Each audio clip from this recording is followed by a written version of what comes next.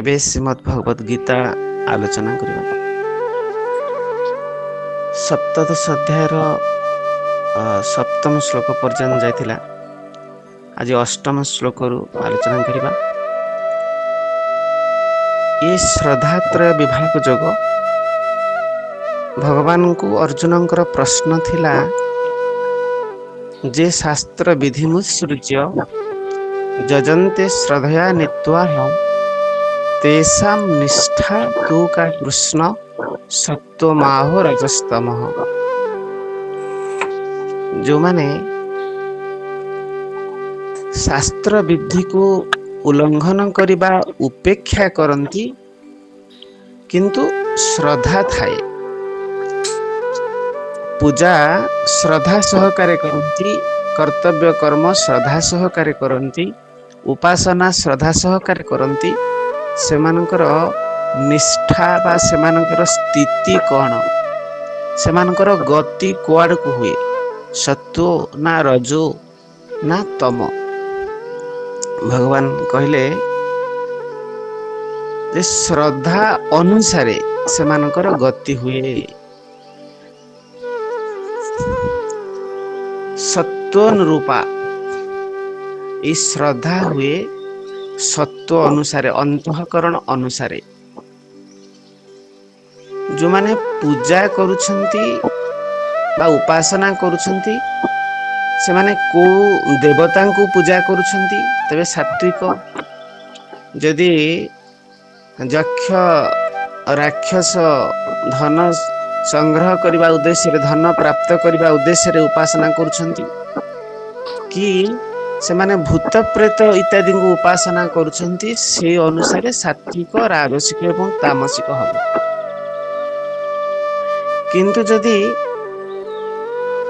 से माने पूजा करुनाहांती, उपासना करुनाहांती, सेमानकर श्रद्धा हम किपरि जानिबा, सेमानकर स्थिति बा सेमानकर निष्ठा, सेमानकर गुण कौन, सत्व ना रजो ना तम, किपरि आमे जानिबा।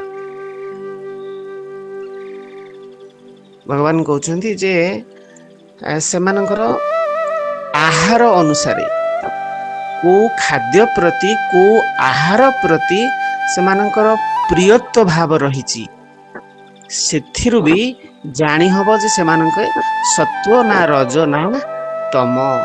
केवल आहार नुह, सेमानकर कर्तव्य कर्मरु, शास्त्र विहित कर्मरु, यज्ञ दान तप इत्यादि कर्मरु भी आमे जानी परिबा जे सेमानकर स्थिति कौन, सात्विक ना राजसिक ना तामसिक। एई श्लोक रे आहार संबंध रे कहउछंती। आयु सत्व बलारोग्य सुख प्रीति रस्यः स्निग्धः स्थिरा हृद्या आहारः सात्विक प्रियाः कट्वम्ल लवणात्युष्ण तीक्ष्ण रुक्ष विदाहिनः आहारा राजस श्रेष्ठा दुःख शोकामय प्रदाः जात जामं गत रसं पुति पर्युषितं च जत् उचिष्टमपि चामेध्यं भोजनं तामस प्रियम्। सेमानकर श्रद्धा बा स्थिति आहार प्रति थिबा प्रियत्व भावरु आमे जानि परिबा। यदि रस्याहा रसयुक्त खाद्य, फल क्षीर इत्यादि, स्निग्ध घी लहुणी बा तैलयुक्त खाद्य हो, एवं स्थिरा हृदया जो आहार हृदय रे शक्ति वर्धन करिथाए, ସେଇ ଖାଦ୍ୟ ପ୍ରତି ସେମାନଙ୍କର ଯଦି ପ୍ରିୟତ୍ୱ ଭାବ ଥିବ, ସାତ୍विକ ଖାଦ୍ୟ, ତେବେ ତାଙ୍କୁ ସତ୍ୱ ଗୁଣ ବା ସାତ୍ବିକ ଭାବର ବ୍ୟକ୍ତି ବୋଲି କୁହାଯିବ।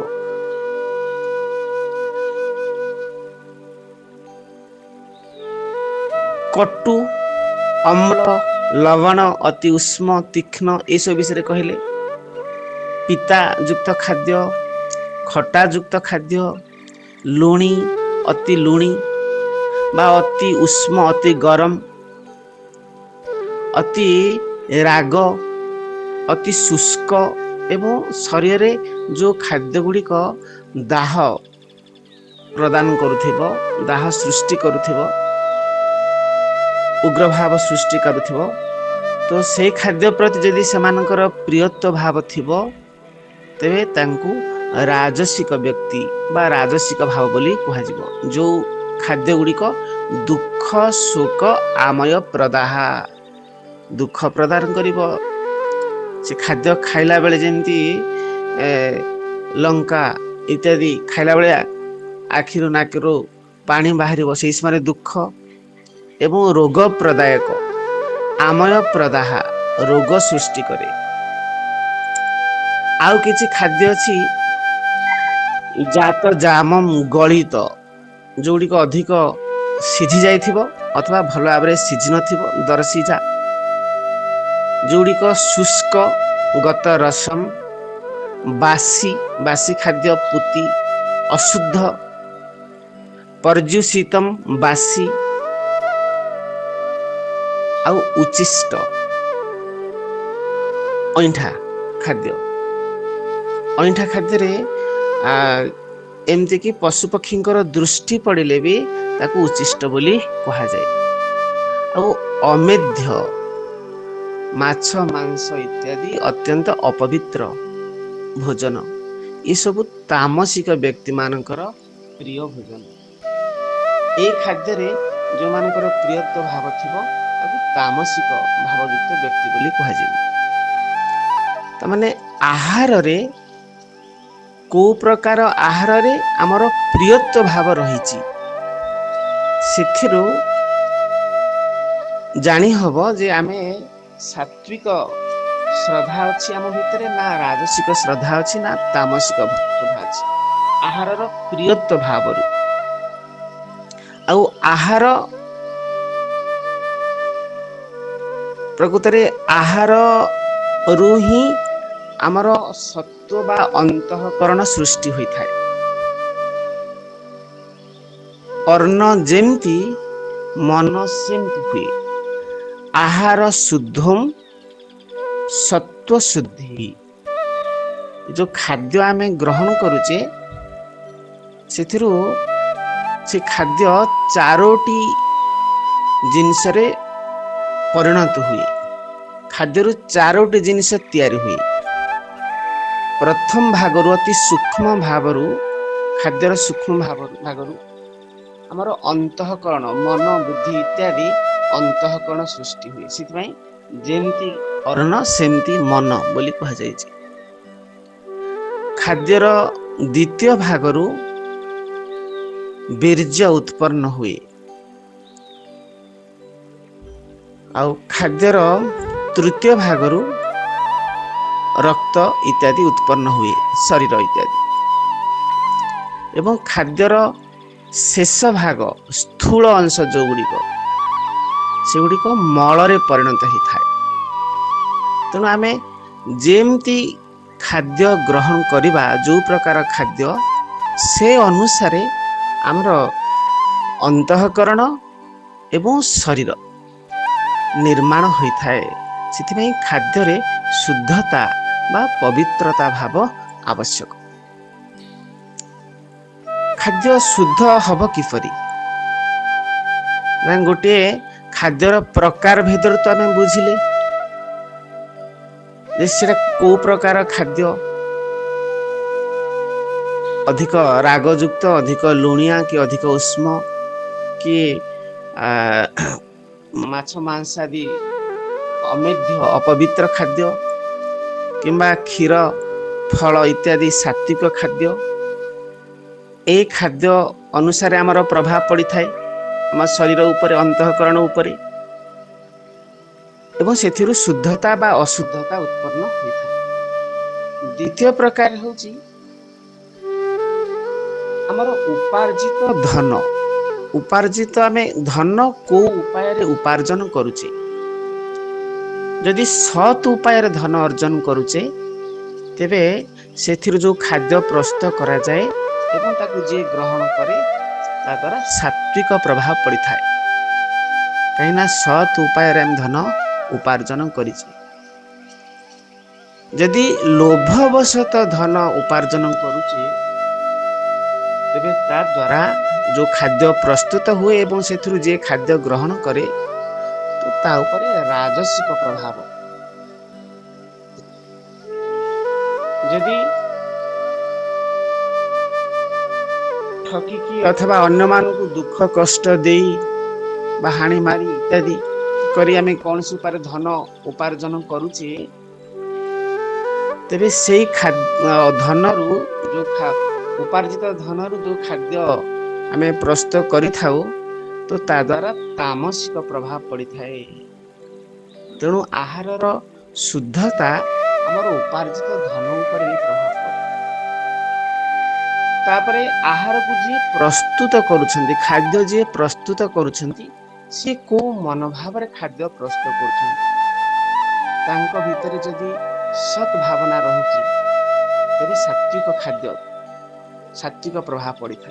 तांको मन भितरे जदि विषय भोग लोभ आसक्ति की विभिन्न दुश्चिंता ये सब रही किंबा तांको भितरे हिंसा मिथ्या इत्यादि कपटता ये सब भाव रही से अनुसारे मध्य खाद्य उपरे प्रभाव पड़ी थाए राजसिक बा तामसिक इत्यादि प्रभाव पड़े।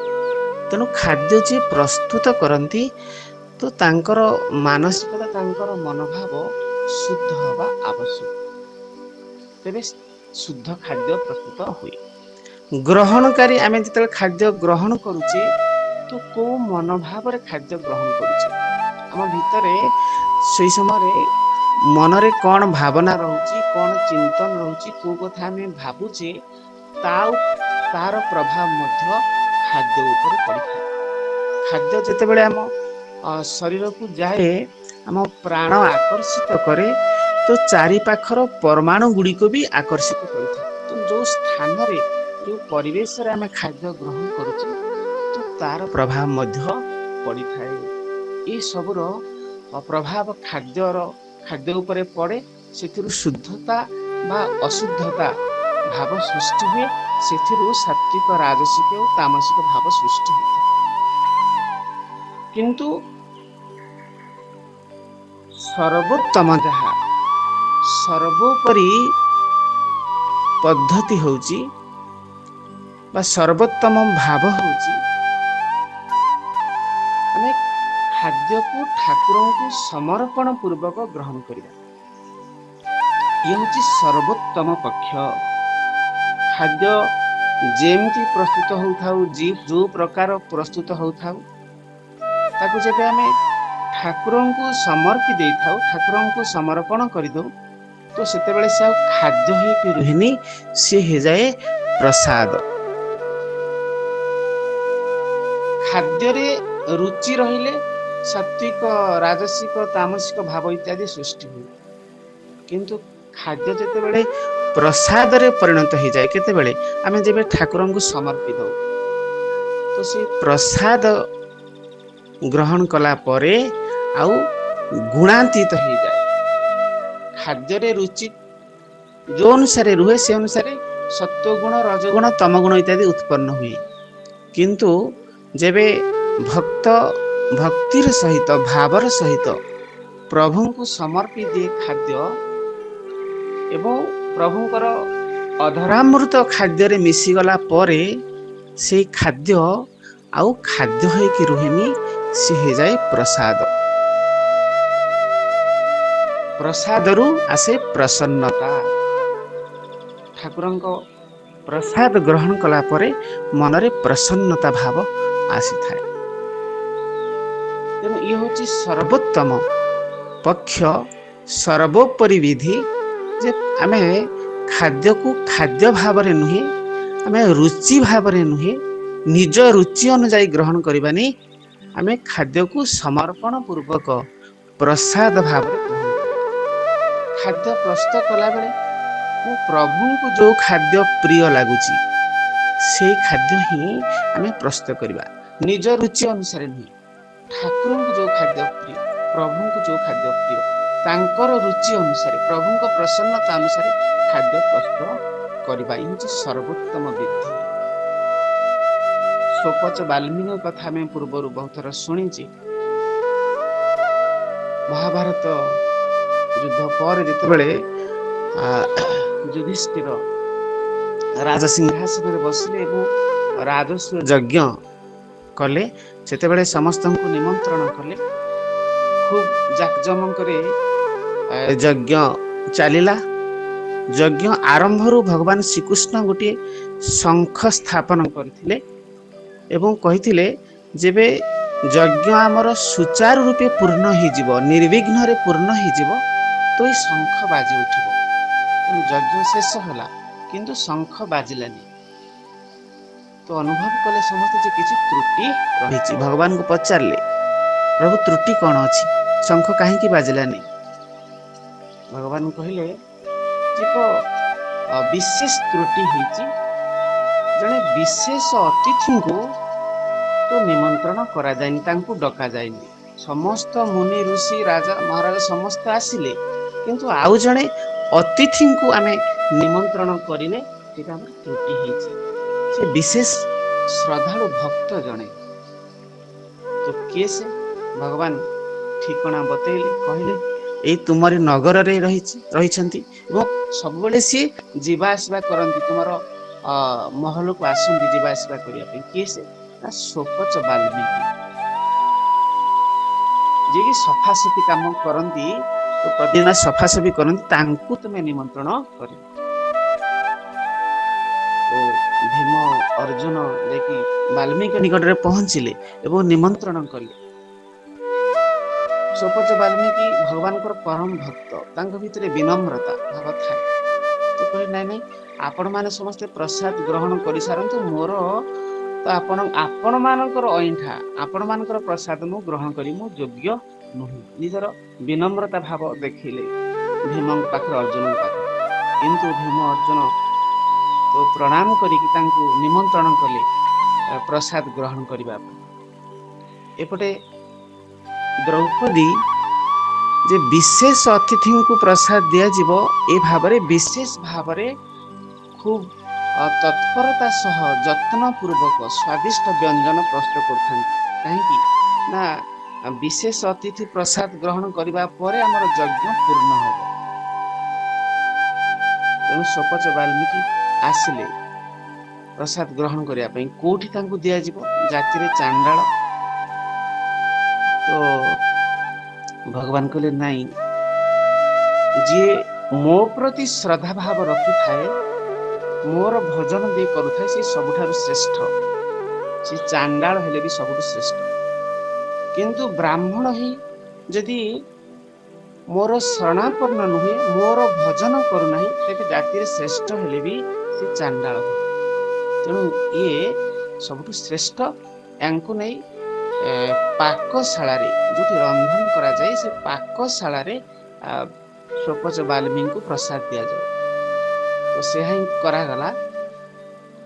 ଦ୍ରୌପଦୀ ପ୍ରସାଦ ପରିବେଷଣ କଲେ, ଖାଦ୍ୟ ପରିବେଷଣ କଲେ, ଖୁବ୍ ବିଭିନ୍ନ ପ୍ରକାର ବ୍ୟଞ୍ଜନ ପ୍ରସ୍ତୁତ କରୁଥାନ୍ତି, ବିଭିନ୍ନ ସ୍ଥାନରେ ପରିବେଷଣ କଲେ। ବାଲ୍ମୀକି ସବୁ ଖାଦ୍ୟକୁ ଠାକୁରଙ୍କୁ ସମର୍ପଣ କଲେ। ସମର୍ପଣ କରିବା ପରେ ସବୁ ଖାଦ୍ୟ ଗୁଡ଼ିକ, ଯେତେ ସବୁ ସ୍ୱାଦିଷ୍ଟ ବ୍ୟଞ୍ଜନ ଥିଲା, ସବୁଗୁଡ଼ିକ ମିଶିଗଲେ, ଗୋଳେଇଦେଲେ, ମିଶି ତାପରେ ଖାଇଲେ। ଦ୍ରୌପଦୀ ଦେଖୁଥିଲେ। ଦ୍ରୌପଦୀଙ୍କ ମନରେ ପ୍ରଶ୍ନ ଆସିଲା ଯେ ମୁଁ ଏତେ ଯତ୍ନ ପୂର୍ବକ ଖାଦ୍ୟ ପ୍ରସ୍ତୁତ କରିଥିଲି, ସବୁ ସ୍ୱାଦିଷ୍ଟ ବ୍ୟଞ୍ଜନ, ତ ୟାଙ୍କୁ ଖାଇବା ଆସିନି, ଭୋଜନ ଗ୍ରହଣ କରିବା ଆସିନି। ମନରେ ଏ ଭାବ ଆସିଗଲା। ହୁଏତ ସେ ସବୁ ଖାଦ୍ୟ ଅଲଗା ଅଲଗା ଖାଇକି ତାର ସ୍ୱାଦ ଚାଖିକି ମତେ କହିଥାନ୍ତେ, ନାଇଁ, ଏଇ ଖାଦ୍ୟଟା ଭଲ ହେଇଛି, ଏଇ ଖାଦ୍ୟ ଭଲ ହେଇଛି, ଏଇଟା ବହୁତ ଭଲ ହେଇଛି। କେମିତି କହୁଛନ୍ତି ଦେଖନ୍ତୁ, ସବୁ ଖାଦ୍ୟକୁ ସେ ମିଶେଇ ଦେଲେ, ଏଥିରେ କଣ ସ୍ୱାଦ ଜାଣିବୁ, ଇଏ ତ ଆମକୁ ଖାଦ୍ୟ ଗ୍ରହଣ କରିବା ଆସିନି, ଏଇ ଯୋଉ ମନୋଭାବ ହେଲା, ତ ଏଥିରେ ଶଙ୍ଖ ବାଜିବା ବନ୍ଦ ହେଇଗଲା। ପ୍ରଥମେ ଯେତେବେଳେ ସୁପଚ ବାଲ୍ମୀକି ପ୍ରସାଦ ଗ୍ରହଣ କଲେ ତ ଶଙ୍ଖ ବାଜି ଉଠିଲା, ତାପରେ ଶଙ୍ଖ ବାଜିବା ବନ୍ଦ ହେଇଗଲା। ସମସ୍ତେ ପୁଣି ଭଗବାନଙ୍କୁ ପଚାରିଲେ ପ୍ରଶ୍ନ, ପ୍ରଭୁ ଶଙ୍ଖ ତ ବାଜୁଥିଲା ପୁଣି ବନ୍ଦ ହେଲା କାହିଁକି? ତ ଭଗବାନ ଦ୍ରୌପଦୀଙ୍କୁ ପଚାରିଲେ, କହିଲେ ଠିକ ଅଛି, ଶଙ୍ଖକୁ କହିଲେ, ଶଙ୍ଖକୁ ତାଙ୍କର ବାଡି ସାହାଯ୍ୟରେ ସ୍ପର୍ଶ କରି କହିଲେ, ଶଙ୍ଖ ତୁ ବାଜୁଥିଲୁ ପୁଣି ବନ୍ଦ ହେଇଗଲୁ କାହିଁକି? ତ ଶଙ୍ଖ କହିଲା, ମା ଦ୍ରୌପଦୀଙ୍କୁ ପଚାରନ୍ତୁ। ତ ଦ୍ରୌପଦୀଙ୍କୁ ପଚାରିଲେ ଭଗବାନ, ଦ୍ରୌପଦୀ କହିଲେ, ମୁଁ ମନରେ ଏଇ କଥା ଭାବିଥିଲି, ଇଏ ତାଙ୍କୁ ଖାଦ୍ୟ ଗ୍ରହଣ କରିବା ପଦ୍ଧତି ଜଣା ନାହିଁ, ଅଲଗା ଅଲଗା ଖାଇଥାନ୍ତି। ଭଗବାନ କହିଲେ ଠିକ ଅଛି, ମୁଁ ବାଲ୍ମୀକିଙ୍କୁ ପଚାରୁଛି। ସୁପଚ ବାଲ୍ମୀକି ପଚାରିଲେ, ତମେ ସବୁ ଖାଦ୍ୟକୁ ମିଶେଇ ଦେଲ କାହିଁକି? ତ ଅଲଗା ଅଲଗା ତ ଖାଇଥାନ୍ତ। ବାଲ୍ମୀକି କହିଲେ, ପ୍ରଭୁ ମୁଁ ଖାଦ୍ୟକୁ ଖାଦ୍ୟ ଭାବରେ ଗ୍ରହଣ କରୁନାହିଁ। ଖାଦ୍ୟକୁ ଯେବେ ଠାକୁରଙ୍କୁ ସମର୍ପି ଦେଲି ତ ସେଟା ଖାଦ୍ୟ ହିଁ ରହିଲାନି, ସେ ସବୁ ହେଇଗଲା ମୋ ପାଇଁ ପ୍ରସାଦ। ସେ ସବୁ ଅଲଗା ଅଲଗା ସ୍ଵାଦ ଯୁକ୍ତ ହେଲାନି। ମୁଁ ଯଦି ସ୍ଵାଦ ଚାଖିବି ଅଲଗା ଅଲଗା ଭାବରେ, ତାହେଲେ ମୁଁ ରୁଚି ଅନୁସାରେ, ମୋର ରୁଚି ଅନୁସାରେ ଗ୍ରହଣ କଲି, ଖାଦ୍ୟ ଗ୍ରହଣ କଲି, ମୁଁ ପ୍ରସାଦ ଗ୍ରହଣ କଲିନି। ତେଣୁ ମୋର ରୁଚିର ବା ସ୍ଵାଦିଷ୍ଟ ବ୍ୟଞ୍ଜନ, ସ୍ଵାଦିଷ୍ଟ ଖାଦ୍ୟ ଗ୍ରହଣ କରିବାର ଆବଶ୍ୟକତା ନାହିଁ। ମୋର ଗ୍ରହଣ କରିବାର ଅଛି ପ୍ରସାଦ। ତୁମର ଅଧରାମୃତ ଯୋଉ ଖାଦ୍ୟରେ ମିଶିଯାଏ ତ ତାହା ହେଇଯାଏ ପ୍ରସାଦ। ମୁଁ ଗ୍ରହଣ କଲା ବେଳେ ଅନୁଭବ କରେ, ଏଇ ଖାଦ୍ୟରେ ମୋ ଠାକୁରଙ୍କର, ମୋ ପ୍ରଭୁଙ୍କର ଅଧରାମୃତ ହିଁ ମିଶିଛି। ମୁଁ ଅଧରାମୃତକୁ ପାନ କରି ଆନନ୍ଦ ଅନୁଭବ କରିଥାଏ। ତେଣୁ ସେଇଥିପାଇଁ ମୁଁ ସବୁ ମିଶେଇ ଦିଏ। ଏଇ ଯୋଉ ଶ୍ରେଷ୍ଠ ଭାବ ଦ୍ରୌପଦୀ ଶୁଣିଲେ, ଅନୁତାପ କଲେ, ଭିତରେ କେତେ ବଡ ମହାନ ଭକ୍ତ। ଆମ ଦୃଷ୍ଟିରେ ଇଏ ଖାଦ୍ୟ, ଇଏ ସ୍ଵାଦ, ଏହାର ରୁଚି, ଏଇ ସବୁ ଆମ ଦୃଷ୍ଟିରେ ରହିଛି, କିନ୍ତୁ ଭକ୍ତର ଦୃଷ୍ଟିରେ କେବଳ ପ୍ରସାଦ ହିଁ ପ୍ରସାଦ ଥାଏ। ତେଣୁ ଖାଦ୍ୟକୁ ଖାଦ୍ୟ ଭାବରେ ଆମେ ଗ୍ରହଣ କରିବାନି। ସବୁଠୁ ସର୍ବୋତ୍ତମ ବିଧି ହଉଛି, ସର୍ବୋତ୍ତମ ପକ୍ଷ ହଉଛି ଖାଦ୍ୟକୁ ପ୍ରସାଦ ଭାବରେ ଗ୍ରହଣ କରିବା। ଠାକୁରଙ୍କୁ ସମର୍ପଣ କଲା ପରେ ଠାକୁରଙ୍କର ଅଧରାମୃତ ସେଥିରେ ମିଶିଯାଏ, ତାହା ହେଇଯାଏ ପ୍ରସାଦ। ତେଣୁ ସେଥିରେ ସର୍ବଶୁଦ୍ଧି, ସମସ୍ତ ପ୍ରକାର ଶୁଦ୍ଧତା ହିଁ ଥାଏ, କୌଣସି ପ୍ରକାର ଅଶୁଦ୍ଧତା ସେଥିରେ ରହେନି। ତାହା ଗ୍ରହଣ କରିବା ଦ୍ଵାରା ତନ ମନ ଧନ ସବୁ କିଛି ପବିତ୍ର ହେଇଯାଏ। ଭୋଜନ ହିଁ ରୁହେନି, ହେଇଯାଏ ଭଜନ। ଭୋଜନ ଗ୍ରହଣ କରିବା ସହିତ ଭଜନ ହିଁ ହୁଏ, ଆଉ ଭଜନରେ ଆମେ ଆମର ଲକ୍ଷ୍ୟ ଭଗବାନଙ୍କୁ ହିଁ ପ୍ରାପ୍ତ କରିଥାଉ। ତେଣୁ ଆହାର ଶୁଦ୍ଧି, ସତ୍ୟ ଶୁଦ୍ଧି, ଭଜନ ହେଇଯିବା ଦରକାର। ଆଉ ଭଜନରେ ଭଗବାନଙ୍କୁ ଆମେ ପ୍ରାପ୍ତ କରିବା, ଯାହା ହିଁ ମନୁଷ୍ୟର ଏକମାତ୍ର ଲକ୍ଷ୍ୟ, ମନୁଷ୍ୟ ଜନ୍ମର ସାର୍ଥକତା।